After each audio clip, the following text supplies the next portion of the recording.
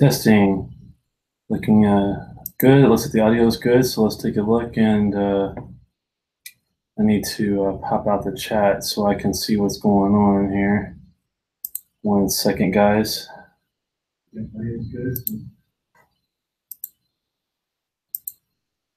we go. Let's pop that out. Hey, buddy. Hey, Mark. Good to see you.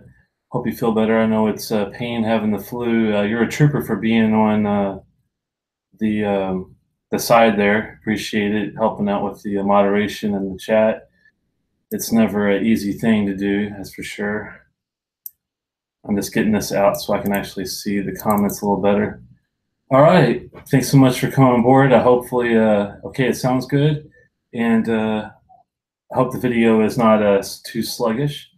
Thanks for stopping by. I'm taking a look at a couple samples. I had a couple good buddies drop by. Hey, Swami, good to see you. Solitaire,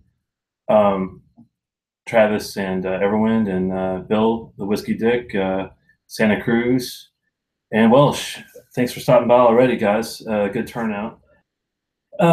It's funny, I do a little trading and with a couple buddies that I've got to know over the last year. One of them recently sent me something that really surprised me. Now, it's funny, it's surprising to me because I've been going by, Aquavita had a really good video about the ABCD thing. I've been definitely hooked on the age, the bottling strength, if it's chill filtered, or if it has any coloring added. And I still think it's a good rule to live by. But when it comes to anything like math or anything that you think is finite, there's always alternatives to these rules that will surprise you. This dram was kind of one of those things that you could tell I partook a little bit earlier today. It's 43%, which is a little lower than my 46, 48. My preference is 48. Always good to get a cast strength and then come down a little bit with a few drops. But it's 43. It does have coloring. It is chill filtered, which you would think would be. I mean, when I first thought about it, I thought this might not be for me. I'm pretty picky. I like harsh. Not harsh, but stronger flavors, a good peat or a good sherry bomb, anything that has a lot to it. This is a Bowmore Gold Reef. It's a travel retail exclusive.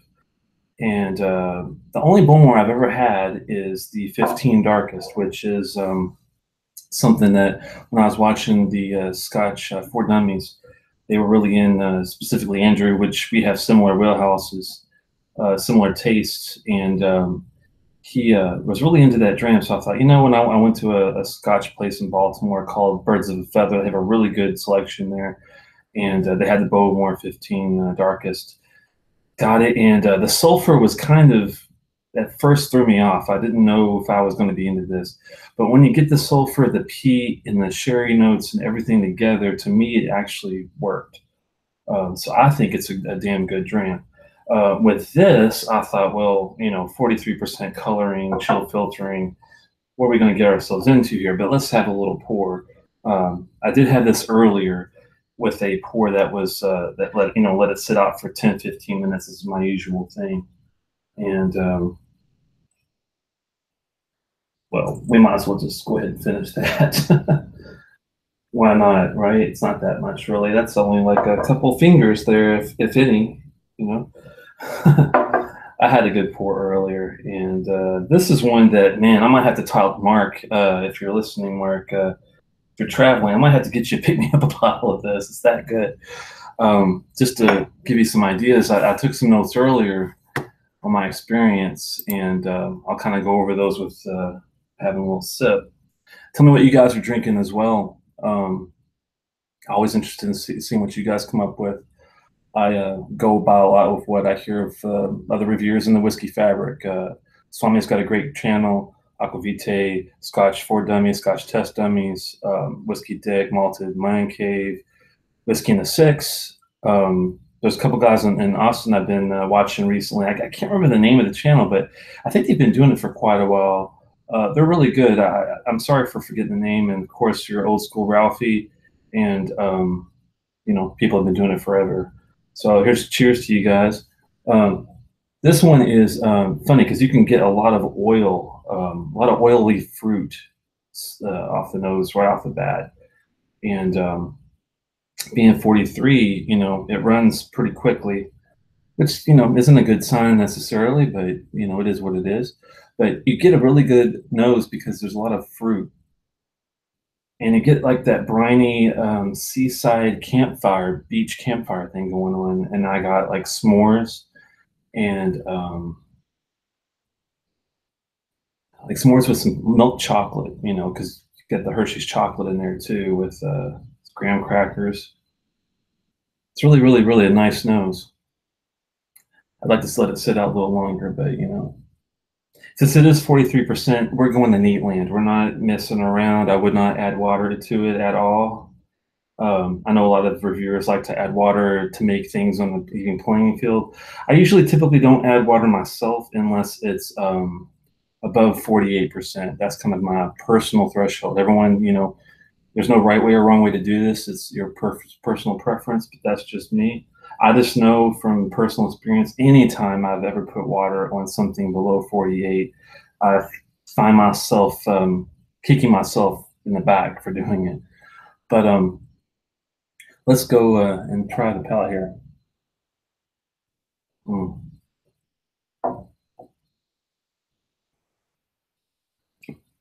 Now, right off the bat, for me, the interesting thing about this being a low ABV, it has a hell of a good medium mouth coat feel. It's not thin. It's a hell of a lot thicker than I was expecting, which is always a good point. And you get that briny, Isle of goodness that you're expecting. The peat's not overbearing though. It's not like a Lafroy or Ardbeg that's going to kick in the teeth.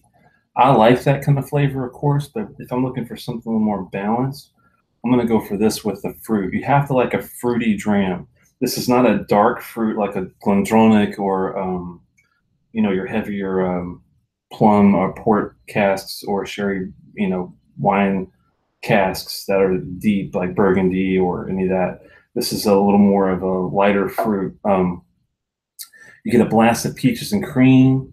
You get the smoke. You get the iodine, the brininess. You get nectarines out the yin yang and the sulfur, and to me that's kind of like the trademark of the Bowmore dram is they have that sulfuric goodness. I like it. I know a lot of people aren't into it, but I think it's pretty good in the background.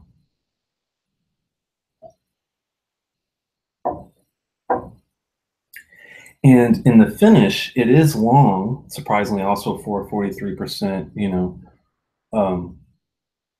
dram, but it's pretty long, and it has a lot of tangerines in it.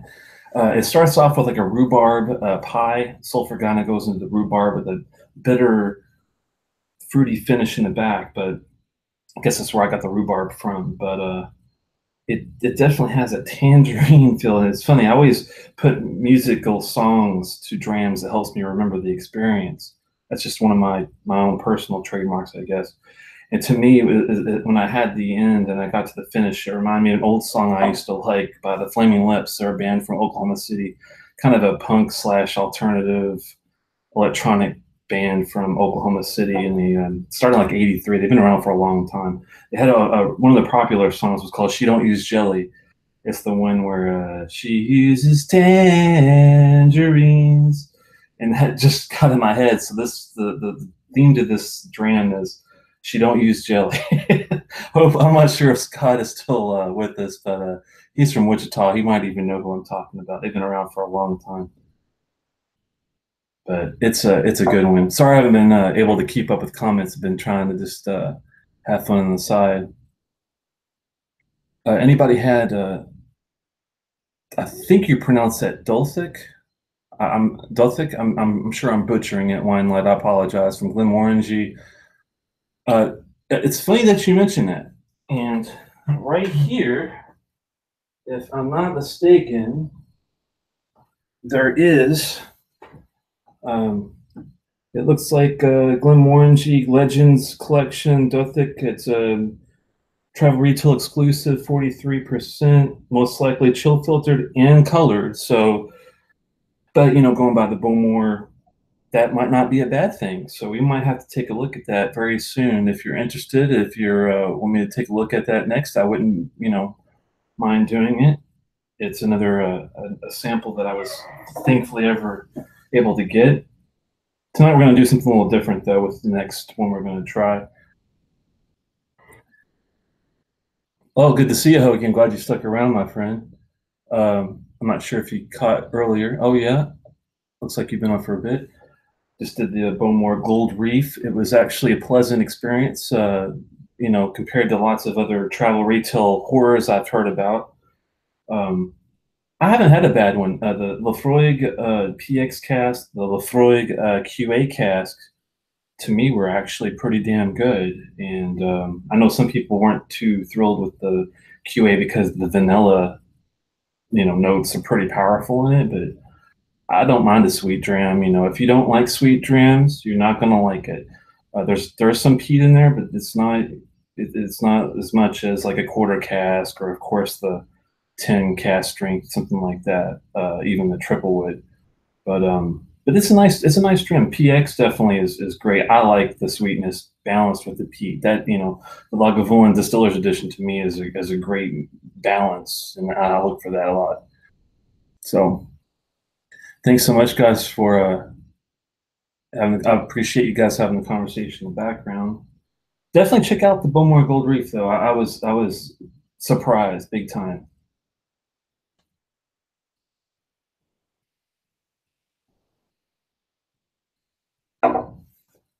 Hmm. Now we're gonna do something a little different. This one I've never heard of. I have never experienced. It's um, it's funny. I had to look up the pronunciation because it's spelled Auchroisk. Now, not you know, knowing Scottish Gaelic, I've been practicing here and there. I got my Kjabanach down and my Bunahavens and Choichik and stuff like that. But this one was a little bit of a twist. Auchroisk, I thought would be like Auchroisk or Auchroisk or something like that, but it's Auchroisk, which is kind of threw me off. CH, I'm not sure how to get a TH sound out of that, but I'll trust the person that did the pronunciation because they got all the other ones correct. And if they got all the other ones correct, I figure they can't be that off, right? We hope not, at least. Well, we're going to have a little palate cleanser here because that Bowmore has that, even though it's not a heavy peat, it's got a bit of a peat thing going on. I don't want to, you know, destroy the next tasting.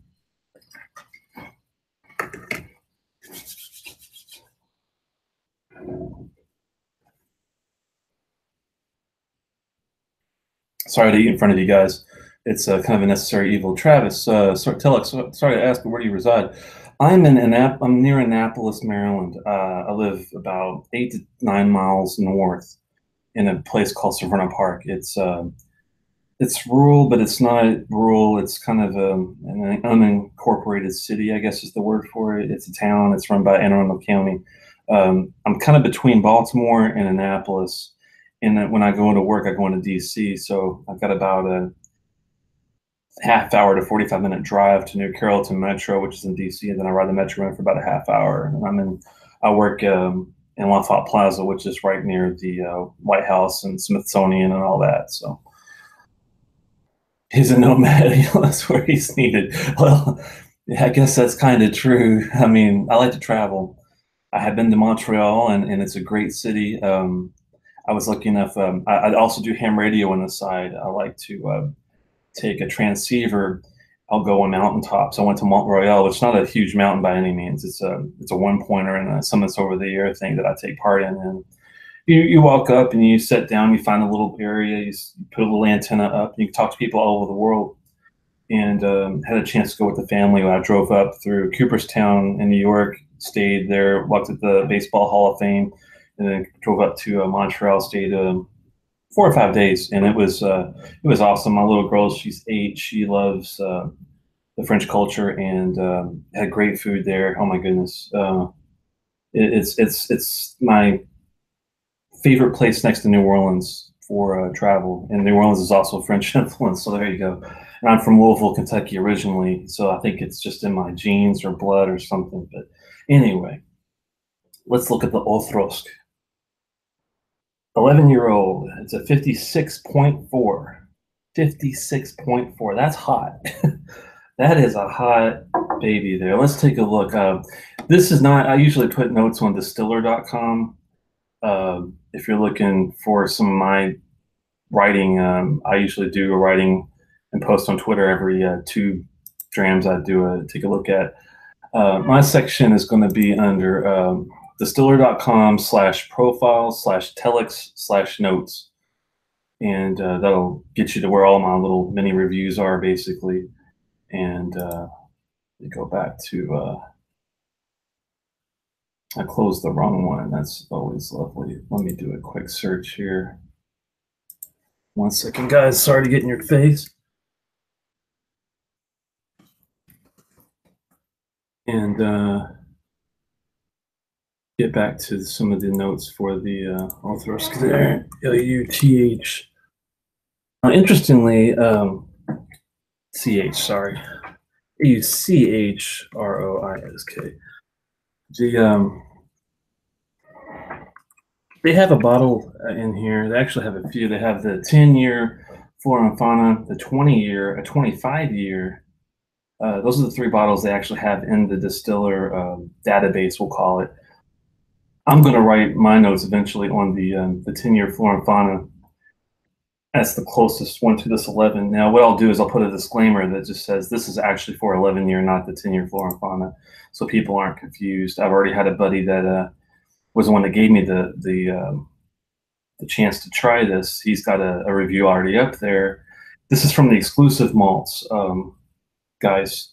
And I've had some of their offerings through the Scotch 4 Dummies, and at the expo there was an exclusive malt offering. There's actually 2 or 3 of different ones for different distilleries, and they do a good job. I have had independent bottlings I was not a big fan of. Won't get into that right now, but this one should be a good one. And he gave it 5 stars. And this guy is one of the best whiskey writers. Like, if you're talking just straight text, he doesn't do video, but he writes. He is one of the best I've ever seen. I mean, he can dig 200 notes out of something. It's quite amazing what he can get out of a dram. And he has usually quite an essay for some of his work. This one, I won't go into all the details. You can take a look if you want, but it's distilled in 2003, bottled in 2015. It's it's a single refill sherry cask, number 6, one of 269 bottles released and bottled at a cask strength of 56.4, natural color of dark copper, non-chill filtered, spicy oak, warm sherry. I can see where this is going. It's I'm surprised for an 11-year-old. It sounds pretty, pretty damn good, I have to say. We'll have to take a little sip of some water first. So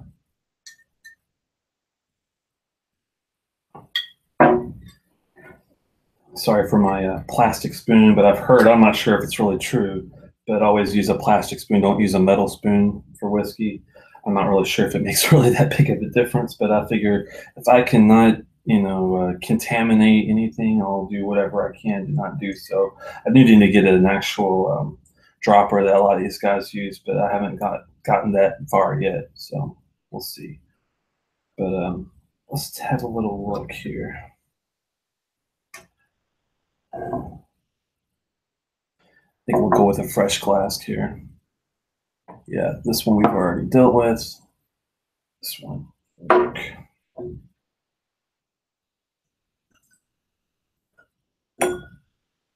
We'll go with that. I appreciate you guys sticking around, hopefully having fun, having the comments there.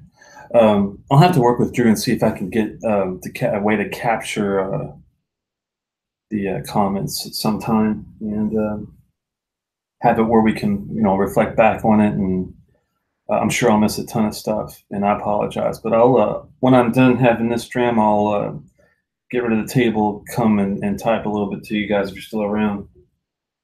We're going to add a little bit of water to this. This is 56.4, but I usually try the things neat first, and I know it's going to be hot. I'll have a little sip first, and we'll have a nose neat and see what we get out of this.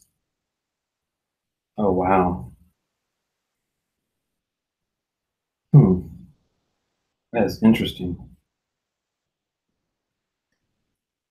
I can tell there's some sweetness, but it's not overwhelmingly sweet. It's strange. I want to say the word sawdust. I know it sounds unappealing, but there's like some light spicy notes. So it's not like a huge sawdust flavor. It's just got a little sawdust, a little bit of not cinnamon, but like a lighter spice, like a nutmeg maybe.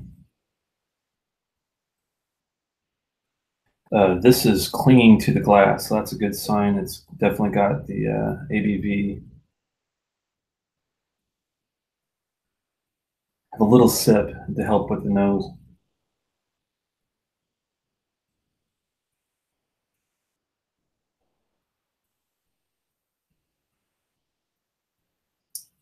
Mm, I see where it's going. Yeah, right off the bat, you can get off the nose, just the nose only. You can get the vanilla, some caramel, some I get toffee, like a crunch and munch kind of a thing going on. Very well done for 11 year. I'm sure it's because of the. I haven't looked into the details of the casks that they. I mean, other than the first fill, the first fill sherry. I'm sure that has a lot to do with the intensity of the spice and the brown sugar toffee kind of thing going on. I mean, you can definitely smell it. Let's have a sip. But it was good neat. It wasn't too harsh. It wasn't hot like I was expecting it to be.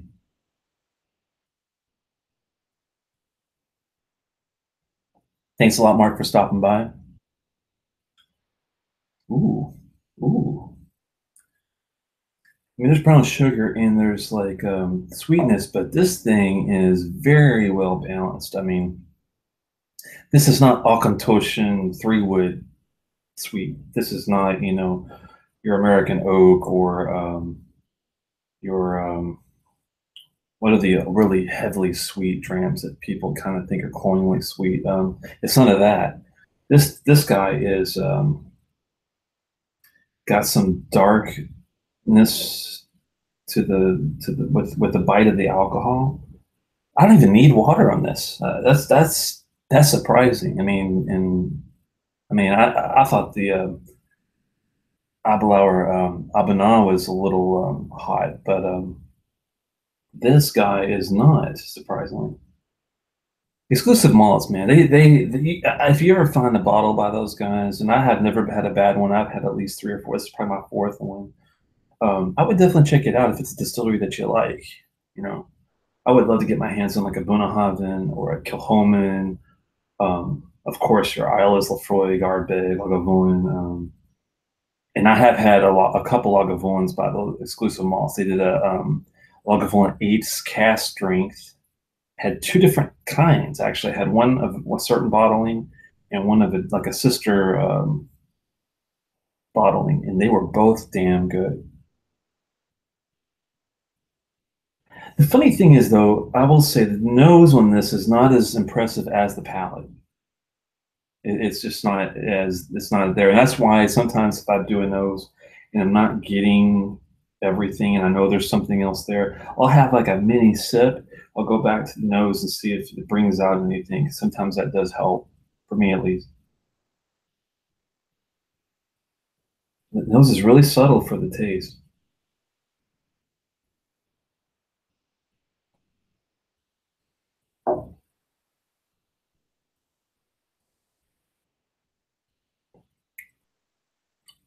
Thanks so much, guys. If you're taking, I think most of these taken off or Satar. Thanks for stopping by. That is good. I mean, the hotness is it's got a little burn to it, of course, being that high 56.4, but you don't really need any water. But let's just to be safe, because I'm sure it might open up some of the nose and some of the palate. Let's have a little bit of a little bit. I mean, we're talking like that much water, not much. I hate killing drams. There's nothing worse than when you get a good whiskey and you're fine with it, and you're like, I wonder what the water's going to do. And sometimes it just destroys something. It's especially when you're dealing with samples. That's like the worst thing you can do. But this one I know can handle it. It's got um, it's got that high ABV safety barrier, I like to call it.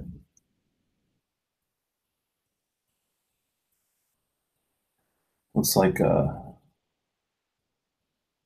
something I told you that I had a single cask of Oloroso. That's like a Lochgorn Max. That sounds really good, Welsh. I would love to get my hands on that. I was lucky enough to locally, and this is surprising. I found a local store that has a lot of Kilhomans, and they had the Senega, which I'm going to get. I had a sample at the expo. I absolutely adored it. It's probably my favorite I've had so far by them. The local one I had was 2014. It's really good. Um, Recently got the red wine cask. I saw Swami had it, and I thought to myself, I gotta have one of those. So I went out and got my hands on that. They also had a few other specific bourbon distilleries where these guys in Maryland bought a cask of Kilhoman, and they matured their own wine in it. It was whiskey something. I wish I had remembered the name. The Whiskey Barrel.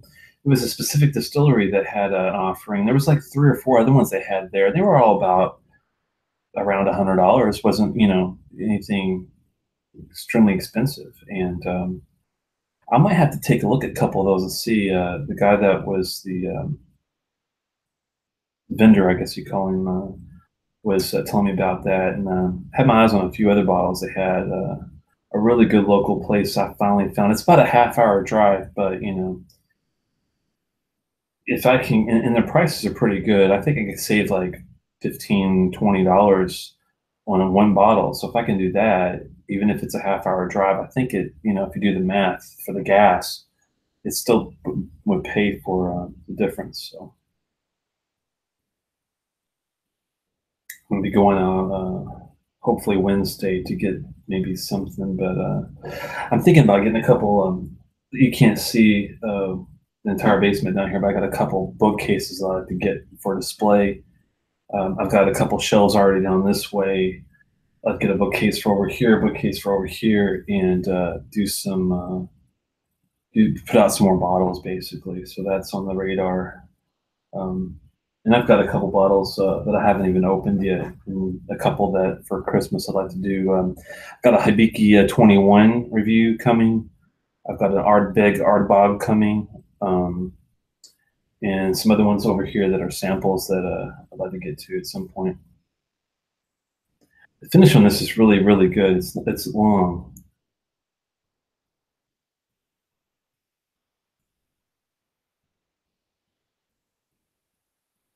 The water brought out some floral herbal notes, like some mint, some grass, like some fresh cut lawn, not in a bad way. A little vegetal, really nice balance. It's amazing for an 11-year-old that supposedly, I think, if I remember correct, not chill filtered or colored. It's got a lot going. I could definitely. I mean, there's only 269 bottles, it's going to be tough to find it again, of course. But you never know. I've seen that happen where had my eye on a bottle, and even though it's rare, if you find that one online place that sells mostly wine, and they might sell a few bottles of scotch on the side, you will find some really good deals sometimes where you find rare bottles like that. I was looking up recently. I found this place that sells tequila. That's all they really sell. I'm looking for a Lefroy Kyrgyz, and I was actually looking for either a newer one or a really old one, like the port wine. I've heard is extremely good.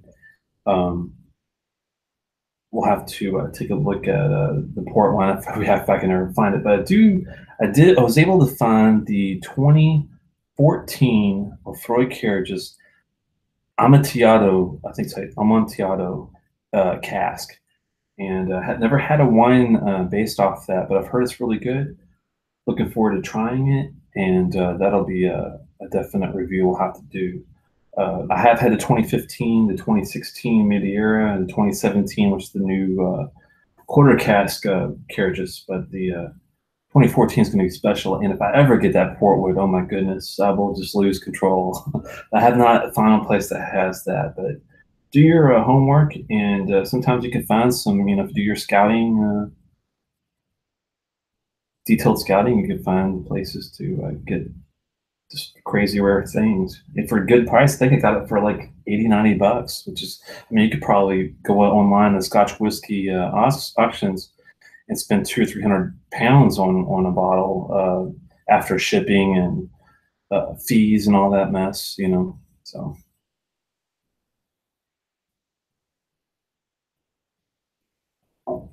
Everyone's, excuse me, everyone said he had the IBK 17 and was blown away. I love the 12. Oh, probably love. There you go. I love the 12. He's even got some 21 major bucks. Actually, thankfully, I didn't have to pay for it. I have a good friend that I trade with, and he was gracious enough to provide that as a sample. I'm sure being Christmas time, it had a lot to do with that. For me, even though I can't afford the $1,000 bottles or anything like that, I'm really good at finding the rare stuff for cheap. So what I do is I usually make up for it by throwing a couple extras in of something like the 2014 Amontillado, or I ran into the Ardbeg Veritas recently, which you don't ever see on shelves for pretty cheap. Things like that I've been lucky enough to find, just by running into it. And I'll just throw, a couple extras his way and everything's cool. Amontillado casks are rare. It requires a bit of age, and it's my favorite sherry. Oh, cool, Welsh. Well, if I ever, I'm sure I will open it. I'm not sure how soon I'll open it because I do have a lot of bottles I've already got open to go through, but I'll definitely do a review and be able, hopefully, share the experience. And if you don't have that one, hopefully by the time I do get to it, you can find it, possibly. You never know. Hoagie says he got to try the Hibiki 17 when it was around $100 still, but times changed, I suppose. Yeah, it's amazing what the Japanese whiskeys are going for. I've heard nowadays. I'm new to this hobby. I haven't done this for, but I guess 6 months or so, and I noticed that things were going towards like specifically Japanese whiskey, and now people are getting into gin of all things, hardcore. Like gin is like the new Scotch. I think it's going to be good for us for prices, but you never know. I'm going to move things around real fast so I can get a better view and maybe type to you guys a little easier. I'll put this back on the shelf, but I'll do the Duthuk, I guess you could say it, or Morangi at some point soon. That would be nice.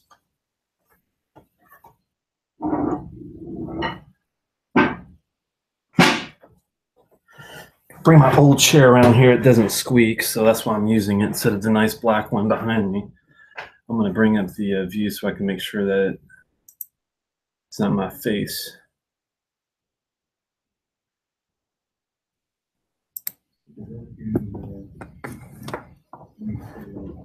I think my live feed is way off, so let me see if I can get a live. There we go. All right. Let me turn off the sound here. Sorry about that. It's so funny because when I'm looking at the camera, everything's reversed, but I know that when it's actually playing, it's not reversed. It kind of throws me off when I'm seeing things. So let's go to the chat and go from there. Hopefully Cognac becomes fancy soon so we get a bit of a rest from all the new Scotch and NAS marketing BS releases. I hear you there, Hoagie. Hey, Hoagie, you might have actually had a chance to have this. I'm just curious now. I know a lot of guys will just dismiss Glenfiddich as being, a distillery that impresses them. The ones that I've had, I had the 12, and it was, it was a decent, it wasn't anything special, but it was an okay, glass. The Solera, I believe, is Glenfiddich, the 15. It was a little better than decent. I mean, it wasn't, mind blowing by any means. Um, the I think that's the one that had, yeah, that had a 19-year-old Age of Discovery bourbon cask that did blow me away. Now, that was a good dram, I thought. With that said, they had recently I want to say it was an ice wine cask. And when you're talking about these crazy finishes, I want to say it was a white ice cask called White something or other. I'm sure you probably know what I'm talking about. But I'm curious if you had that, if it was actually worth the. I'm sure it's a crazy price because just like Macallan and some of these distilleries that have the name recognition, they can throw out some like Glenmorangie Signet, for example. I mean, it's a good whiskey. Is it $210 worth of good whiskey? I don't know. When I can get Glendronach 18 for probably something similar price. Which would you rather have? I mean, that's kind of a tough one. The ice wine cask for $1 bazillion. Yeah, that's the one I'm talking about, my friend. Experimental Series 3. Nope, did sell out in a flash over here. Isn't that crazy? Because, I mean, if it's a brand I pretty much know, like an Ardbeg, I know I'm going to probably like it. Lafroig, Lagavulin, things like that. But, and Glentronix is another good one on Ben Ryack. But if I'm looking at like a distillery that is got some good juice, but sometimes you never know, and they throw something out there that's that specialized. Am I going to throw $300 down and not even know what I'm getting? Kind of like Highland Park, their Fire and Ice and Odin and some of those high level drams. It's kind of like it's a crapshoot because I've had some Highland Parks that I really love. The 18. I like the Dark Origins. I was kind of iffy about. It was okay. The Valkyrie I was not impressed by. It was a little too bland for me, really. It had some espresso, vanilla notes to it, and I know a lot of people like it. It just wasn't for me. Love the 15.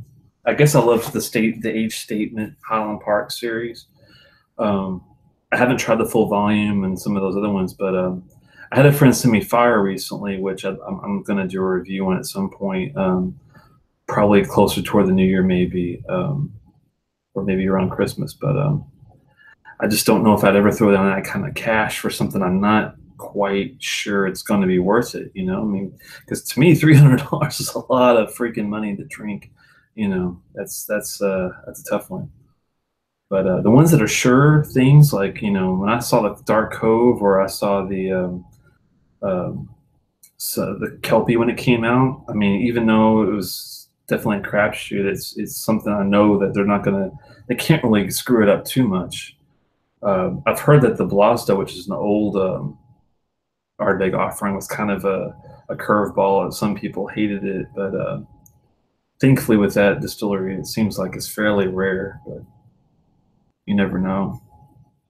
Hoagie says he almost bought the Glenfiddich Double X for 47% ABV for about $45. Wow. First editions were way more expensive, but I think they made the XX and IPA kind of regular releases. I think you're right, Hoagie. I've seen the IPA locally a few times, and I think I still might have seen the Double X. That's the funny thing with Glenfiddich and Glenmorangie. And if Swami's still around, he might not be around, but if he's still around, he'll probably laugh. The Glenmorangie Extremely Rare is always kind of comical to me because you see it everywhere you go. I mean, I've gone to places that hardly have any type of selection, and they'll have that Glenmorangie 18 Extremely Rare on the shelf, and I just kind of chuckle every time I see it. It's kind of funny how that works. But yeah, they've got so much in the marketplace, you know. But I guess that's why the price isn't that much, you know. If you can find it everywhere you go, you're not going to pay the $150, $200 for the experience, you know. But I tell you what, if when I find something like that, go home in red wine cask, or if I find something like I don't know, like a committee release of an Ardbeg or something, I think it might be worth an extra, you know, to get that cast strength and the I hate to say exclusivity. You know what I'm trying to say, um, out of it. So you'll never see those drams again. I mean, when I got the Ardbeg, I had to get it from an auction because you do not find that 2013. I think you say fish shield. You never see that in anywhere in any store. So yeah, if you, the Auchroisk is actually pretty good, guys. If you, I'm not sure how easy it is to find, but it's a good experience. The nose was the only thing that threw me off. If I had to give it I usually give things a 1 to 5 scale, and I have in two like a 0.25 increment. This one would be I'm leaning towards a 3.5 to 3.75. That Bowmore Gold Reef, though, I would give that. I think I gave that a 4.25. Let me see. Yeah, 4.25. It was actually really good. This one's good, but it's just a little different. I mean, the nose has a lot of sawdust on it. It's very strange, but the palate is makes up for it.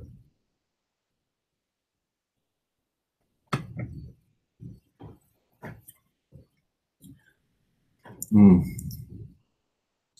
So there you go. A little bit of water, you know, definitely took out a little bit of the burn. And we're talking like, you know, I'm not say water. I'm talking like a few drops, not much. I suppose that is unofficial success for the Highland Park Valkyrie. Which one are you talking about, Hoagie? As far as the unofficial successor to the HP Valkyrie, I know that it went. You know, the Highland Park had their 12, 15, 18, and then when they were running low on some of the ways to do those offerings, they did the 12 Viking Honor, which is, I wouldn't say replacement. It is a little different juice. I've heard it's a little got a bit more of a bite to it. Pretty similar. I've heard that someone told me the Dragon Legend was taking place at the 18. I hope that's not true. I never had the Dragon Legend, but there's also the full volume, and I think they're both kind of older mixed blended whiskeys, but no age statement, so you never know. Valkyrie, I think, is supposed to take place of the 15. I'm sorry, when 15 Dark Origins, then Valkyrie. Yeah, that's what I've heard. Thankfully, you can still find old school bottlings of the 12, the 15, and the 18 still. You do have to look out for them. I've seen them recently locally, but how long those are going to be for, man, that's the real question. Because once those are gone, I have a bad feeling we're going to be stuck in NAS hell for quite some time when it comes to some of these distilleries that do very well. And it's kind of a tough one because I can't fault them for still trying to sell a product if they don't have, you know, everything to make what they're used to making. But I'm hoping that they don't cut too many corners, make too many, you know, forgive themselves for, you know, too many things that some would consider inefficient to keeping that quality. You know, I mean, we expect things to be good when we have a Highland Park. I do. The 18 is one of the best blended whiskeys I've ever had. When I'm looking for something that's got that peat bite, though, or it has that sherry bomb, or, you know, something else, I don't look for the 18. But if I want something that has a little bit of everything, the Highland Park 18 is definitely up there with the Bruichladdich Black Arts 4.1 is the only other dram I could think of that has that quality, you know, to balance everything from floral to peat to fruit and sweet and savory and all that stuff. So Everyone says he bought a recent HP 12 and had a free 18 sampler at the 12 price. That's always nice. I think the 18 is going for 150 to 160 here. Last time I looked, it might be a little higher than that actually, but I think that was the price. The 15 was 120, 130 maybe. I can't remember. It's been a while since I got the 15. There's not a shortage of whiskey. These companies do NAS because it's more profitable. It's all about money. Well, she might have a good point. I mean, I know that's what I heard, and I know that what you hear is not always the truth. Unfortunately, it's kind of sad that we don't have ways to really find out what's going on at Highland Park and some of these other distilleries. I guess you're right. If you can find a way to take your 10, your 8, your 5, your 3, throw it in, some of it in a sherry hogshead for a few years, mix it with another that's been in for 10 years for just an American or European oak, and then blah, blah, blah. If you could find a way to do that and make it good, I guess that is what they're up to. It's just sad that some of them get it right. Like the Auchroisk American oak, I like. It's sweet, but I like it. The 3 wood, I like. It's sweet, but if I'm in the mood for it, I can handle it.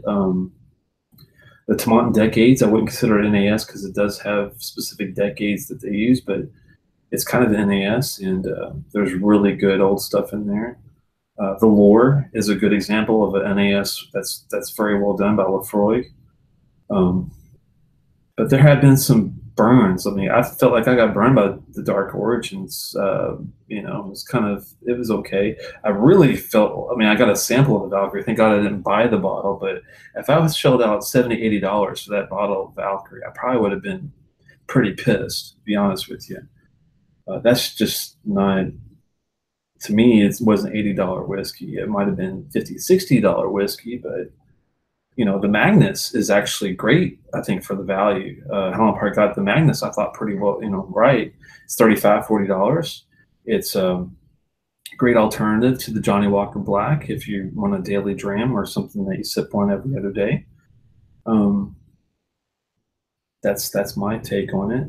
So they do get it right, but some of these NASs, man, it's like, thankfully, I've liked the Ardbegs. I've liked the Lefroy ones. Lagavulin plays it safe. I'm not sure if it's a Diageo thing or if it's, I forgot who runs the show out there. It's not Mickey Heads from Ardbeg. I forgot the name, but I'm not sure if it's the master, but there's got to be somebody that's playing extremely safe of the Lagavulin. I can't say I blame them because they have their 8, they have their 16, they have their Distiller's Edition, they have their 12, which is a cast strength yearly release, usually a Festival thing or a jazz festival, something like that. And that's it. You can't, you're never going to see a Lagavulin special ultra deluxe, Stradivarius version. It's not going to happen. So, hey, Drew, good to see you, man. Thanks for stopping by. You missed a bit, but, it is what it is. I've been having I'm going to pour me a little more. It's Auchroisk. It's Auchroisk 11-year-old 56.4, and gonna have some more. It was pretty good. The nose wasn't that great. The palate is good. The finish is good. It's a 3.5 to 3.75. I haven't made up my mind on it out of 5. The other one I had was a Bowmore Gold Reef. It's a 4.25 excellent travel retail exclusive. I recommend it to anybody traveling. It's definitely not going to bite you after buying it. And it supposedly is pretty cheap. I forgot the price point on it, but it's a hell of a lot cheaper than a lot of the travel retails. And the best part, my friends, is it's 1 liter. It's not 750 milliliters. It's not 70 centiliters, whatever the hell the British, the Scots or whoever else uses. It's 1 liter, and that's the way I like it. That's what the glorious thing about getting that Lefroy PX cask with the Q8 cask. It comes in a big fat 1 liter bottle. It's the best thing ever. All right, let's have a little water on this guy. Sorry, I'm getting close to the camera, I'm sure. Not gonna have much, not even half of a table there. It's 56.4, so you got to be careful about how much you add to that. And it was already pretty good, neat. I think it does open the palate a little bit. That's why I thought, you know what, we're going to add a little water to it still and have a little fun. Cheers, Drew. Yeah, I'll have to get with you, Drew, and make some maybe some augmentations on doing the vids again. The OBS, though, man, I'm not sure what the deal was with the OBS Studio using that. After I had some problems. I don't know if it was the settings, because I uninstalled it completely, redid the settings. I checked my RAM. I checked the camera driver. I checked the hard disk. You know, did a check disk, scan disk, the whole 9 yards, memory check, diagnostics. Never could find anything wrong. So I'm not sure what caused all that those problems, even after I reinstalled everything. But it seems like like you said, the Google Hangouts is just the way to go and make it easier sometimes. I'm all about easy. I just like hanging out with you guys and, talking about a couple of drams and making it easy. I have a lot of stress. I've been dealing with 508 compliance testing for work lately. I work in audit and compliance for the U.S. government, and we've been looking at, I've been doing this Department of Homeland Security trusted tester program. It is nothing to sneeze at. It's a tough one. I've done MCSC back in NT 4.0, NT 3.51 days back in 98, 97. So I've taken my share of testing and certifications and stuff, but this one is very detail oriented, and I'm a pretty detail oriented guy, and it's been kicking my ass all week, to be honest with you. Hey, Telex, are you going to try the Dithic tonight or on a solo review? I'm going to do it a different review, my friend, after show most likely. Sometimes I do throw up just a live show on a whim if it's like a Tuesday or a Tuesday night is kind of good for me because I'm usually teleworking on Wednesday where I don't have to get up ultra early. And if I just have a dram or, a couple at the most, I can still do well the next day and not have to worry about any problems. So always hydrate, my friends. You know the deal. We probably set its resolution a bit rate too high. Yeah, but after I reinstalled everything and I went to the defaults and I even ran their optimization via the software, it still wasn't helping. It was still jittery as hell. I might have been having some Verizon FiOS issues possibly at the same time this is all going on. So that's all kind of a mystery, but thankfully it's working now. So that's all that matters.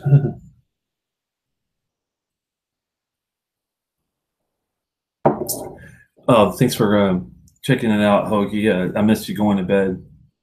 Merry Christmas to you, and I'm sure I'll see you again soon. Hopefully, you get to open up that Tomatin Decades, my friend. That's a good dram. You're gonna be happy about opening that puppy up. I have a feeling. I poured my last little bit out, and I sent a couple samples to Scotch test dummies because they sent me a sample of the Bonnehoven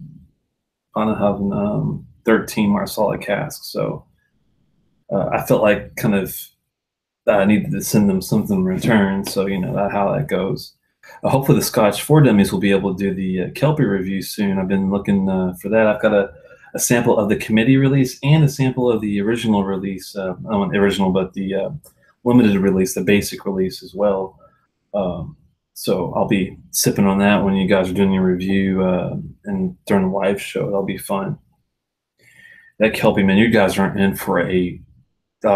It's like going to the German. I mean, it's funny. I'm not sure if Hoagie's had it. I'm sure he has, but it's like going to get some Spätzle. If you've ever had German food, it's got like German like Spätzle and mustard and sauerkraut, and the Black Sea casks have a real. It's like a nice funk to it. I'm not sure how to explain it, but it's got the brine. It's very salty though. You got to be in the mood for some iodine, sodium kind of TCP. Just got to be brave going on the Kelpie high seas. But you're in for a huge treat. It's pretty strong. It's very complex. So don't have anything before it. Have it by itself. It will give you an adventure, a story, and I think you guys. I know Andrew is going to be extremely happy. If he's not happy, I'll be extremely surprised. Not so much. I'm not sure about Sean. I don't know if he gets into the really heavy, smoky, peaty stuff. I think Drew can hang. I think Mark can hang. I'm sure Sean can hang too, but I don't. I think he likes a lot more of the sherry, intense stuff. I don't know. You never know with that. Okay, thanks, man. Look for the review. Great show. Yeah, thanks. Thanks so much. Time for sleep. Thanks for staying up. Oh, it's no rush, Drew. On the Kelpie. I'm just eager to hang out with you guys and have a sip. That's all. It's one of those that's a memorable experience. I think you'll be like, wow, especially since it's committee release. The committee releases are always untouched. It's almost like, you know, the difference if you're a numismatic or a coin collector. It's like you got your mint, you know, your really damn good coins. You got your uncirculated and your proofs, and that's like a proof. It's never been touched with anything kind of experience. So starting to fade of the wind. Well, no, it's no problem, man. Thanks for hanging out. I know it's getting late. It's already 12 o'clock. Wow, we've been going for a while, guys. I'll shut her down. Thanks so much for hanging out. And I'm sure I'll see you guys soon. Thanks so much for sticking with it. And we'll get to some really good drams soon. I've got a lot of samples back there, and I'm always finding some interesting bottles. And thanks so much for the Scotch for Dummies for letting me hang afterward with them, and check out definitely the new Kentucky, what is it? The Kentucky Barn Dance, the fight. They just reviewed Mike, one of their bourbon guys, got with Sean and did a bourbon review. It's a Pappy Van Winkle 12. I want to say a Lot B, and the other one was I'm going off memory here. It was a Elijah Craig. I can't remember the exact cage match. There you go. The Kentucky cage match. Definitely check that out. I'm not a bourbon guy, but I can appreciate the reviews, even if I don't drink it. So have a nice night, guys. Thanks so much for coming. Cheers. Sláinte.